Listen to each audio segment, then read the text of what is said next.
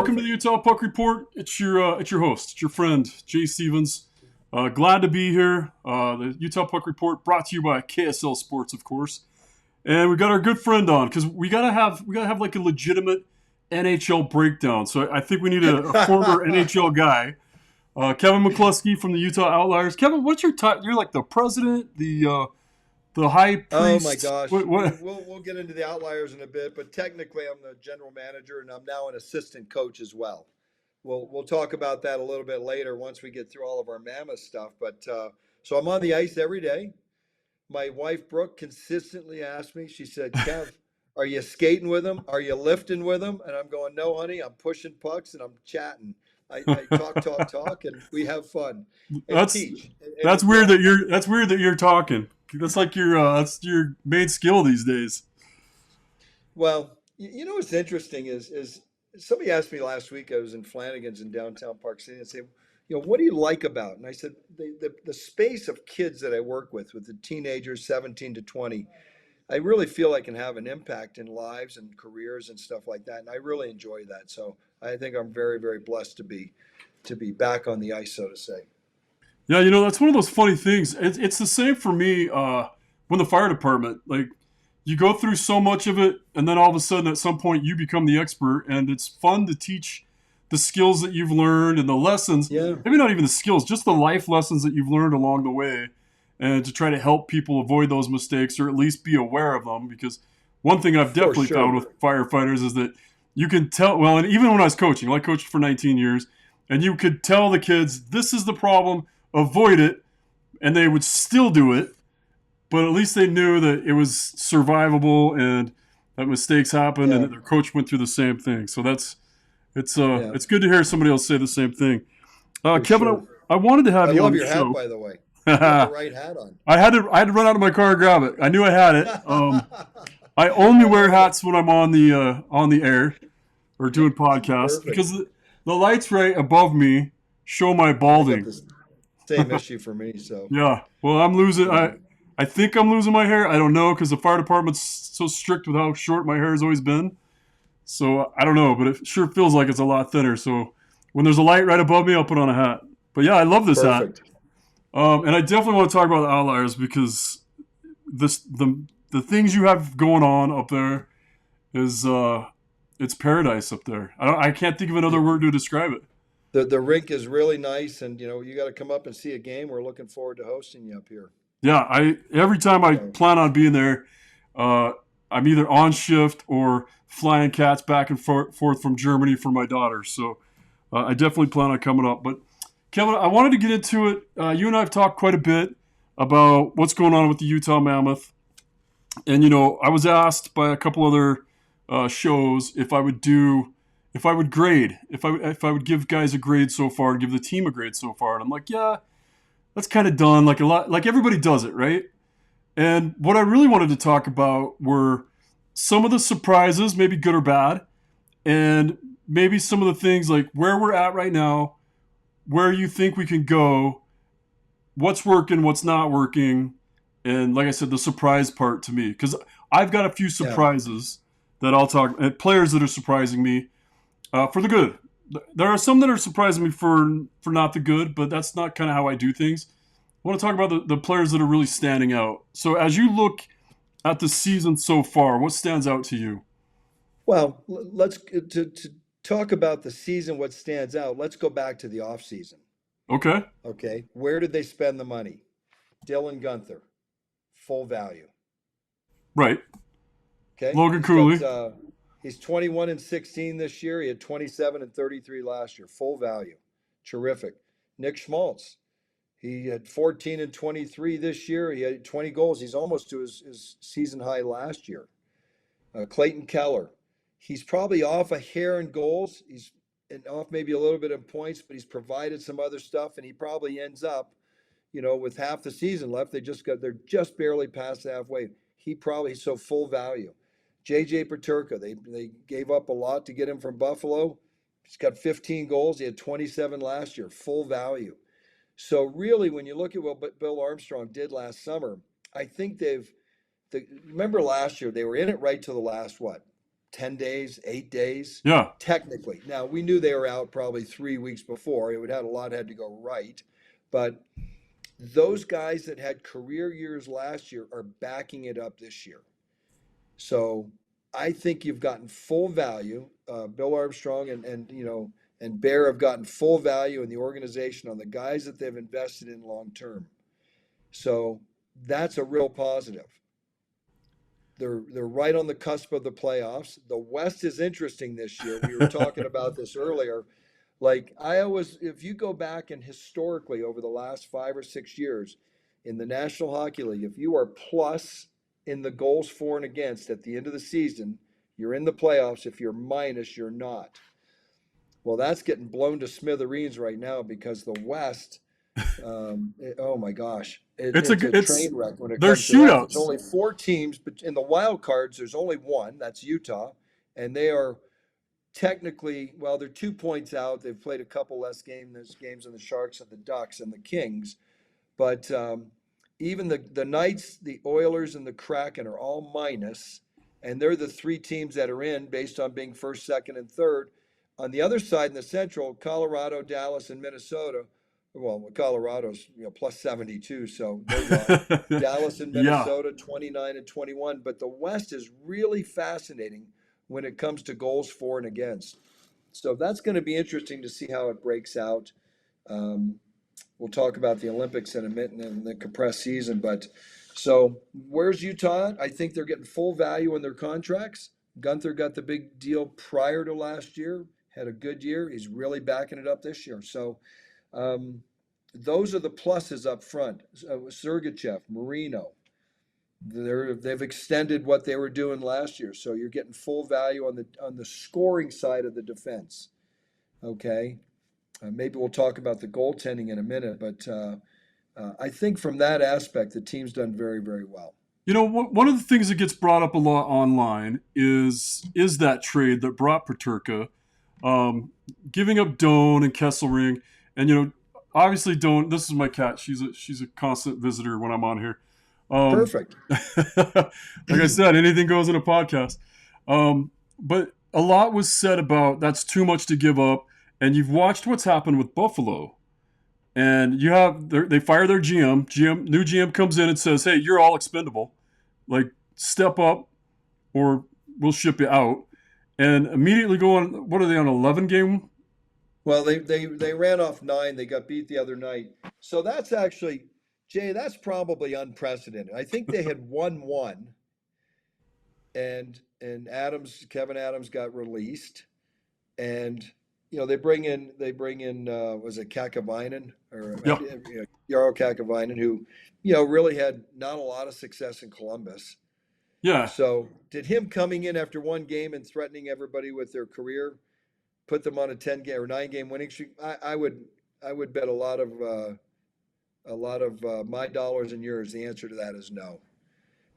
Listen, they're not a bad team. They just they're like everybody else. They're up. It's hard to win 7 or 8 or 9 in a row, and when you do, it's really hard to sustain it.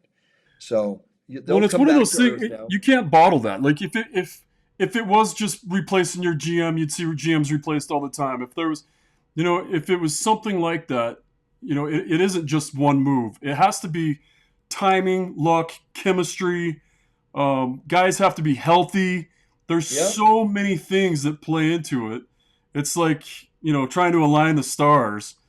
And It's but what I was getting to really is you said full value. Do you still stand by that? Paterka's full value based on Yeah, giving up Doan sure. and Kessering? Look, Yeah. he's in year one of a deal, right? Yeah. So, Yeah. and he's got more goals than he had last year at this time. So, he's not embarrassing himself.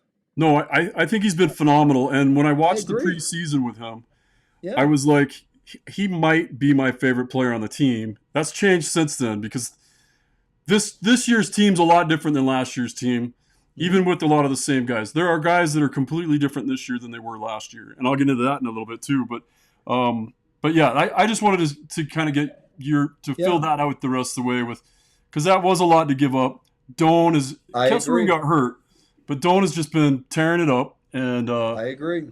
so I think there wasn't. I think everybody wins. I think Buffalo won on the trade, and I think Utah got exactly what they needed. Plus, it Yeah, opened up. It was a 2-for-1, so you opened up that extra slot, so we get to see, Daniel Booth, and we get to see some of the other I forwards like that are him a coming lot, up. by the way. Yeah, And I know they what's sent not to like?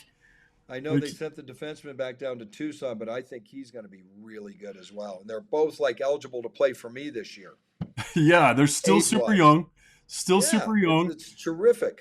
and that's the other part. I think Simashev being sent down, I think, was in the cards the whole time. I don't think there was much he could have done to stay up. I think that was always the plan. Have him For up sure it for was. 21 games or whatever, and then send him down, and then pull up Boot and see how he does. Um, Yeah.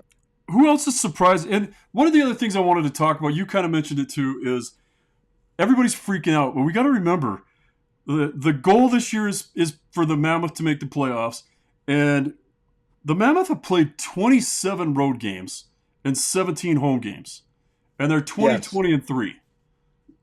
That's Yeah. pretty good. And now we got 7 straight at home.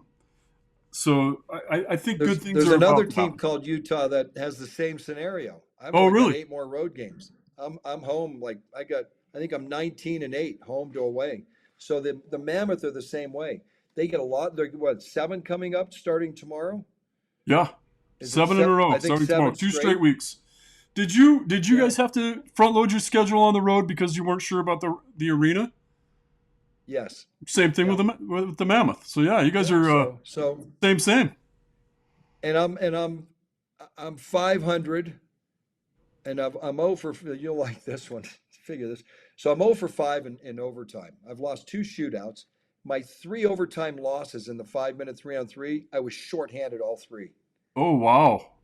You don't see shorthanded twice in 2 years where you lose. It's happened to me 3 for 3 this year. So Wow. anyway, it is what it is. Yeah, So we're backloaded with home too. So listen, the Delta Center's fantastic.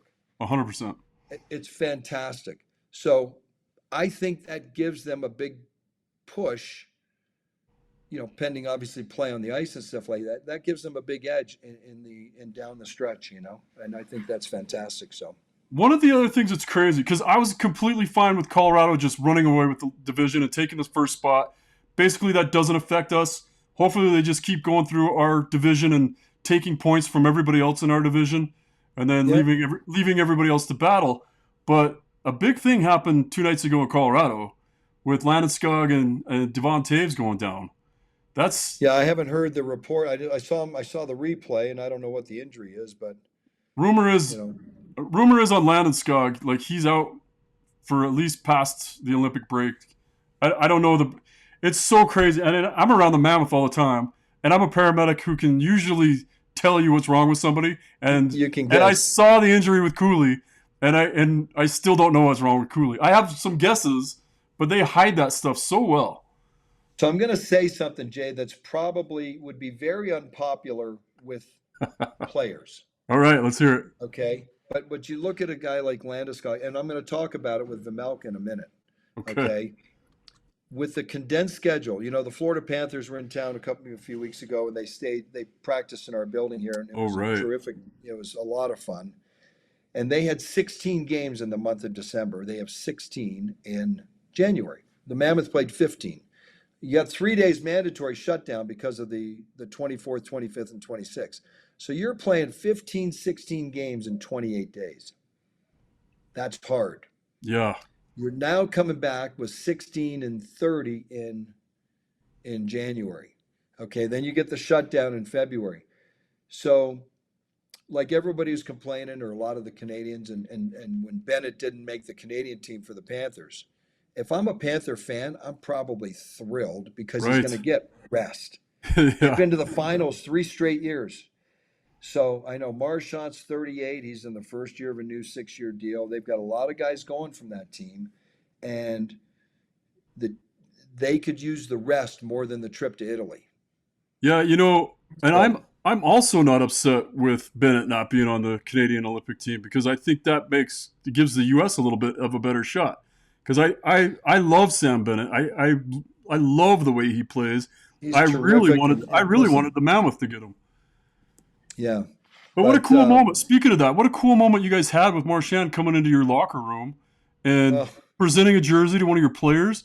I mean, that just the stuff that's happened in the last 24 months, thanks to the NHL coming to Utah, like you could have never yeah, dreamed that before. To have an no. NHL team practice in your locker room, one of the most famous and infamous players in the league currently, to come into your locker room and treat your guys as well as he treated them, and it just phenomenal.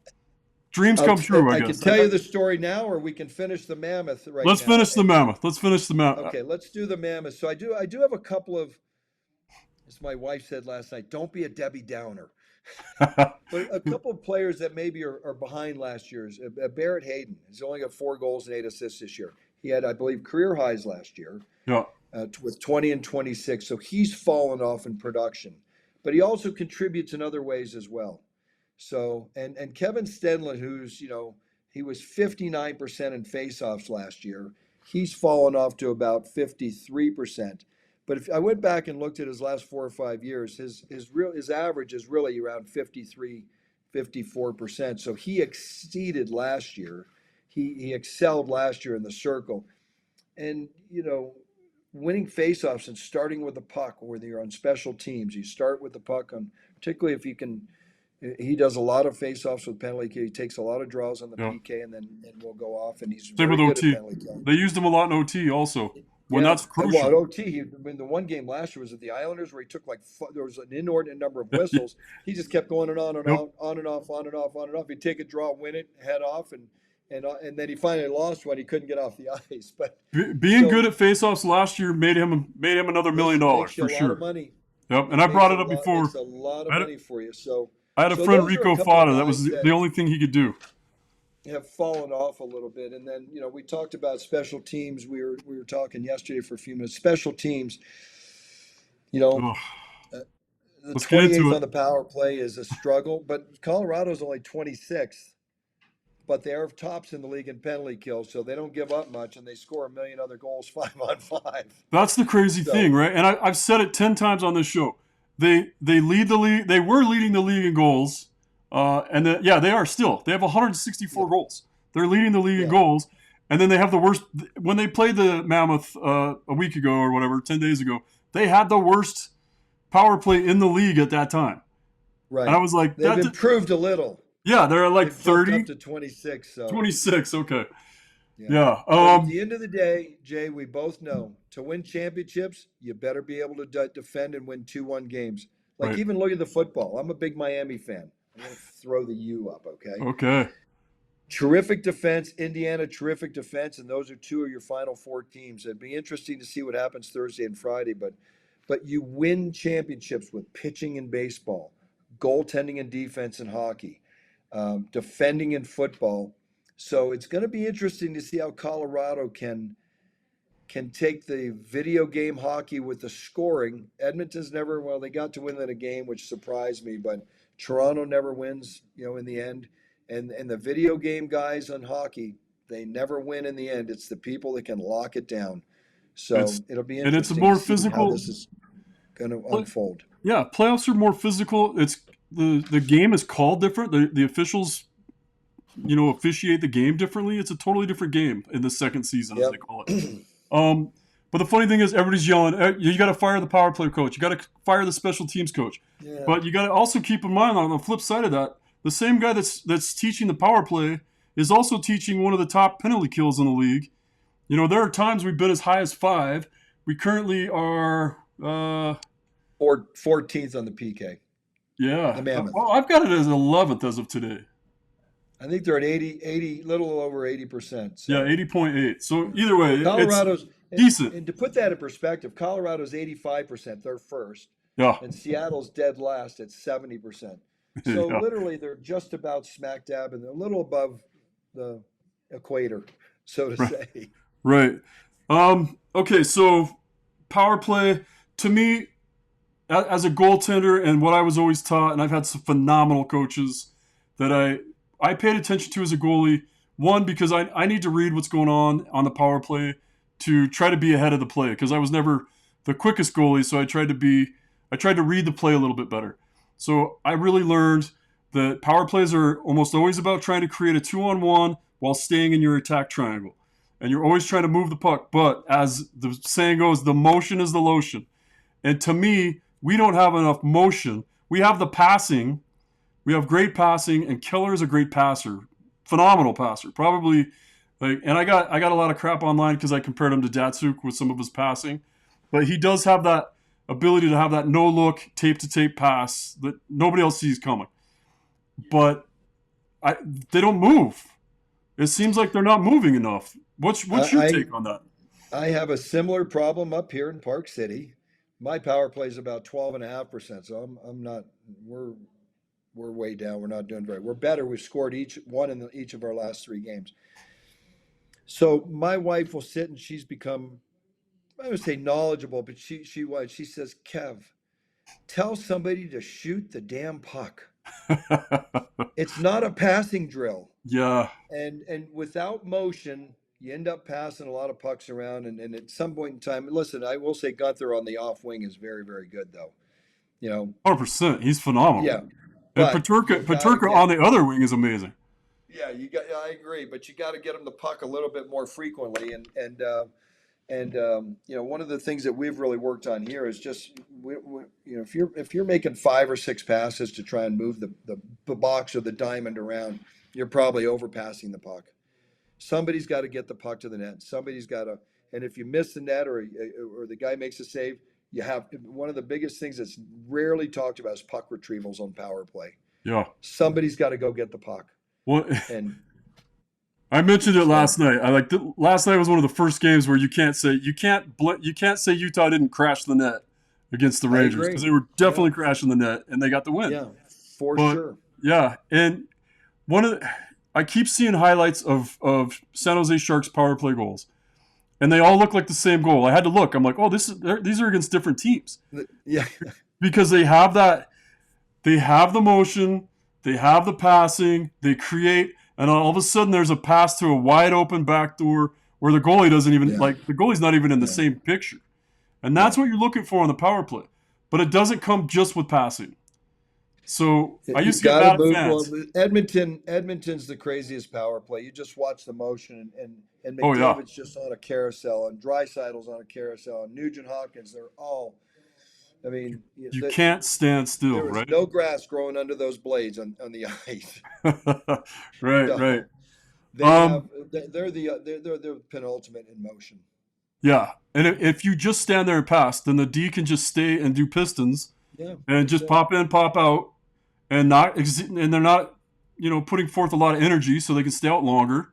So your Yep. PP1s against your PP, and then our power play 2 is the one scoring the goals, and that brings me to I'll just transition now so we don't run out of time and we can still talk about the Outliers. I'll transition into some of the guys that have surprised me and who my favorite players on the team are right now. My 2 favorite players, and I can't pick a favorite right now, but Carcone, who's supposed to be Yep. gone, like Yep. he said it in the press conference last year. I don't fit in here, and I'm going to find someplace else to play. They took a second chance on him. He's the hardest working kid on the ice. And Krause, who had a year last year where he took a lot of heat, and he came back this year and he's crashing bodies and he's playing phenomenal. And then I think my third, well, I love Yamamoto, and they freaking keep pulling him out of the lineup, which maybe you can clue me in to why Yamamoto would be pulled out of the lineup and put in a guy like O'Brien, or last night was Tanev.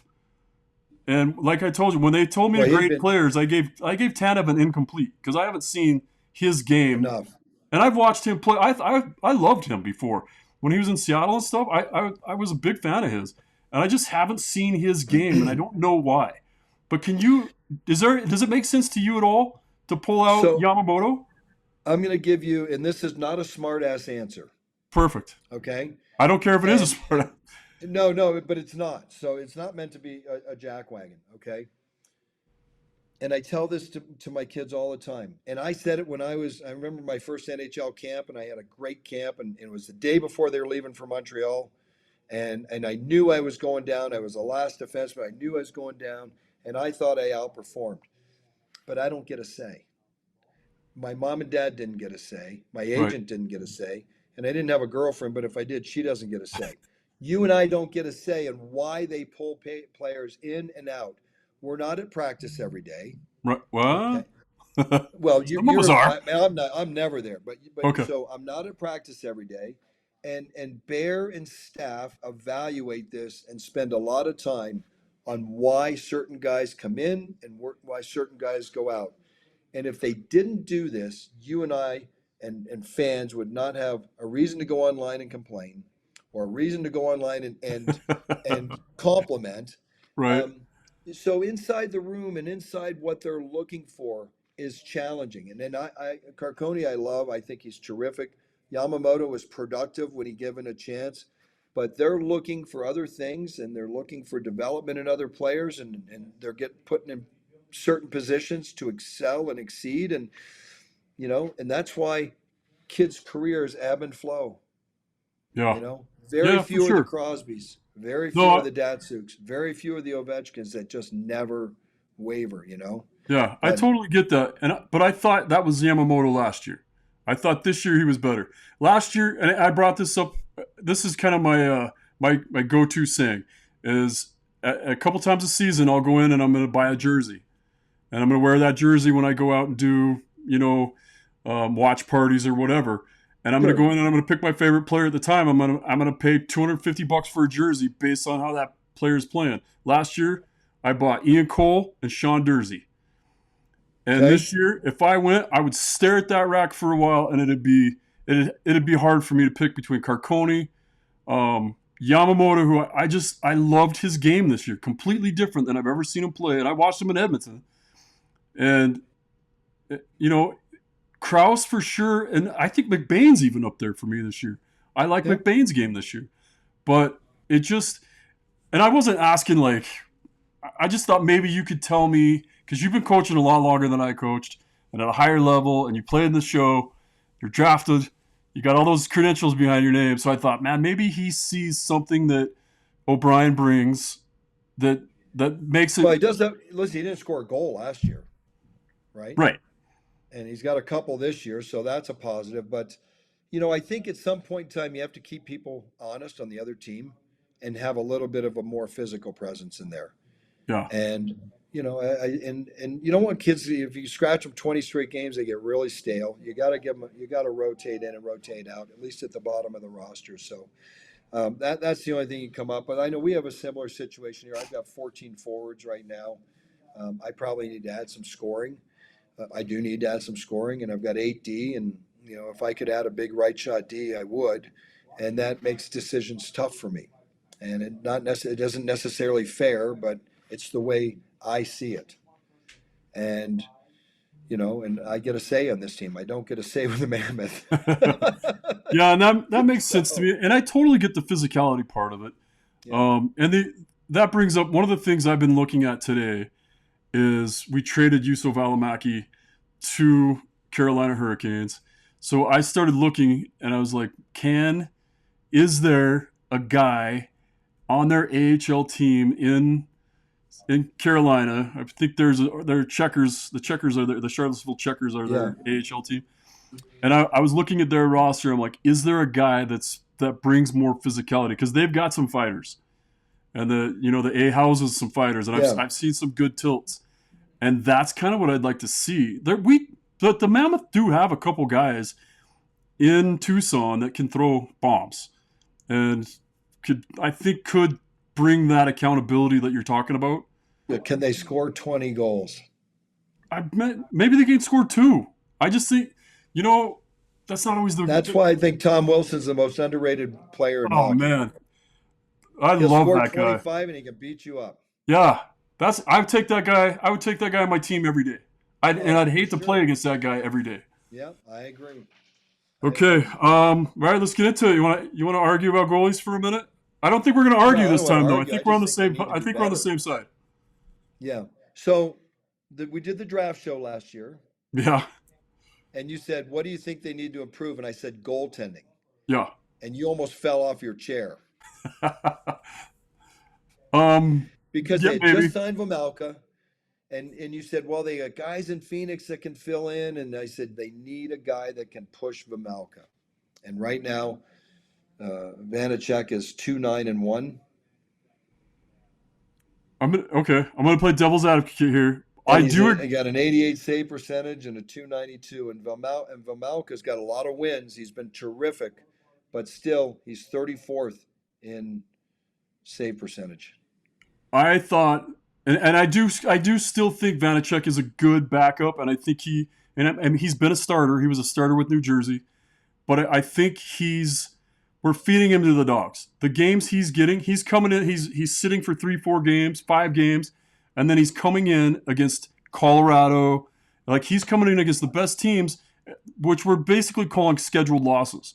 So like, hey, instead of Veggie taking this one, and the other part of that is I don't think they're giving Veggie enough rest. Veggie goes on IR, misses, he gets 10 days of rest, just 10 days, not even 10 games, just 10 Yep. days of rest. Comes back against the Islanders and looked phenomenal. Like that's the Veggie that we need every game, and he needs That's more why you rest. need a guy that can pick up those hard games. Yeah, Listen, Florida played Colorado the other night and they sat Bobrovsky right. and they beat him 2-1. I know, but I think That's the that was a brilliance of a scheduled guy that loss can for come in them. and do that. That's Yeah, a hard no, thing to do, and it's a big ask. I agree with you, Jay. But you have to come in with a guy that can win those games. And here's the other thing. And Veggie's 24th in or 36th in save percentage with guys with 10 games or more, and he's a 24th in goals against. But he's got 18 wins or 19 wins now, I think. And he's going to Italy. yeah. And it's too bad that he's not going to get that time to rest. It's a big honor. It's an amazing opportunity, and I would certainly recommend. I got to play in the World Juniors for USA in year 1 in Czechoslovakia. It was awesome. But I will say, he could use the rest, Yeah, I agree. and he's not going to get it. So they're going to have to deal with it, and they're going to need to see if Vanacek can win some games down the stretch and give him that rest that you just talked about. Yeah, because I do think he's better when he's rested. That 10-game rest, when he came back, he looked unscoreable. It didn't go well last year when he played 19 straight No, it in the didn't. end. And you know what? Well, we'll see how this goes. But I've been saying all year that Shesterkin's always been one of the best goalies in the league. He was better last year because Quick was pushing him. Quick was Right. Quick I is a guy agree. that can take the net, and Quick is statistically not in wins, but in every other category, Quick's at the top, and he's 103 years old. Yeah. And he's going to be in the Hall of Fame. He did all his work in LA. He's riding it out. He's just riding the bench and cashing checks. 41. He's still winning games. Yeah, and he It's was amazing. in it last night, and he's still feisty. Yep. So I agree. yeah, I agree. So that's going to be a challenge down the stretch. Can they get Vamelka enough rest and get meaningful starts from somebody else? I and would ask the question: do you think they look at the deadline to see what they can acquire? I do. I would have said no at the beginning of the year. I said no all summer. I say yes now. I said yes from the I draft. know, and you were right. You were right. It's I don't goaltending is really my thing, but I also think Yep. that sometimes I get emotionally attached. So, and that's the same way I am with Quick. And it's the minute Quick got put in last night, my son texted me. He's like, "Are you having mixed feelings on who you're rooting for now?" Because Quick's been my guy. Like I Yeah. just, and I'm like, I'm not, but I am still emotionally attached. I still think Yeah. he revolutionized the way goalies play now. The whole RVH, good or bad, everybody's got their stance on how his stance worked, but it worked for 2 cups. It doesn't work as well anymore. Just Right. like Jaguar, when Jaguar revolutionized the game. But I'm getting way off topic because we're going to run out of time. Yeah. This is a whole nother show or two. I can give you a whole history on goaltending. Yep. But yeah, so those are the players that stood out to me. I do agree. I would like to see better goaltending. I don't know how much of it is our goalies' faults because on some of them, they're those San Jose Sharks goals where the net's wide open because the guy's he's playing shot. He's playing shot. But Listen, he got run support, goal support last night in the third period in Yeah. overtime for that man. They got the tying goal. They and win it in overtime on a beautiful play. And that could have been a 2-1 loss. And are you blaming the goalie? No. all right. but it still Right. goes down as a 2-1 loss. That's the sad part of it. And that's the hard part about your position that you love so much Yeah. and that I love so much because we need them to get in the way of all of Yeah. them. Yeah. What's that saying? So Goaltending 75% of the game. Unless you don't have it, then it's 100%. that's right. That's exactly right. So All right. So let's talk about what you got going on up there. Let's talk about that new building. Like that's now the a new building's fantastic. Rich Walper has done an amazing job. It's a privately funded building. It's a big ask to do, and it's just an amazing facility. Our Outliers Tier 2 Junior A locker room is beyond out of this world. It's unbelievable for our level of hockey. It's fantastic. So, and we were fortunate to have the Panthers come in, and with the compressed season, they happen to have their coaches. A family weekend, so they flew out on Sunday after the Islanders game and came in. I met their crew and they loaded in at 1:50 in the morning and finished up at 3 a.m. and they had 4 different locker rooms. They had 2 locker rooms for their team and changing, and a coach's room and a medical room, and then Monday was an off day. They came in Tuesday, and so we have a kid on our team named Eric Backley. You'll love him when you see him play. He's just like Marchand. He'll run you over.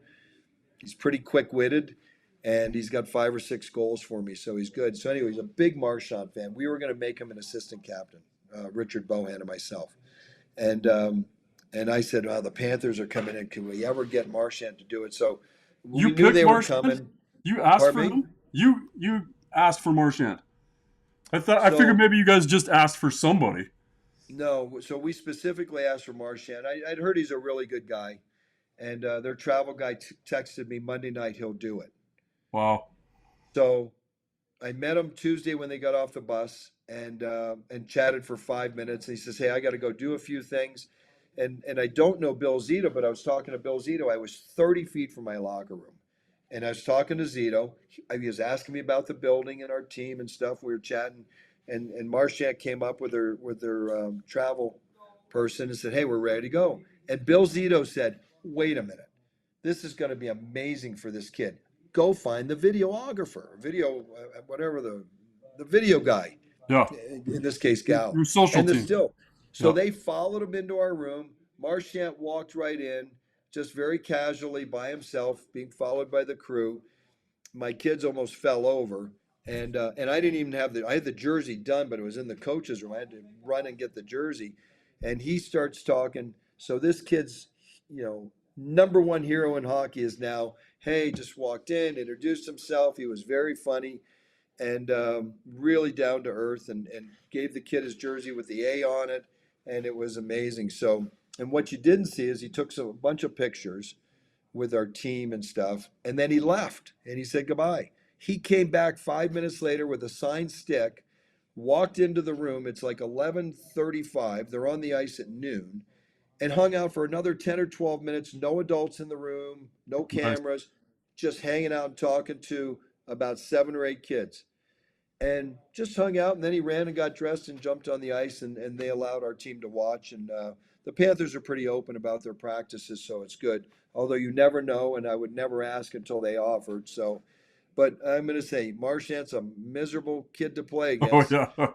but he's a world class human being. That's what He I've spent a lot of heard. time in Park City too. So And you saw how he took a leave from the team and went and coached for his friend that was his daughter had just passed away. And you see that he does all this stuff. So he's terrific. and, So, and he had and a that's pretty good game the next day against the Mammoth too, and they got the late win. But he was really, really good. So, and as far as our team, we're off to a slow start.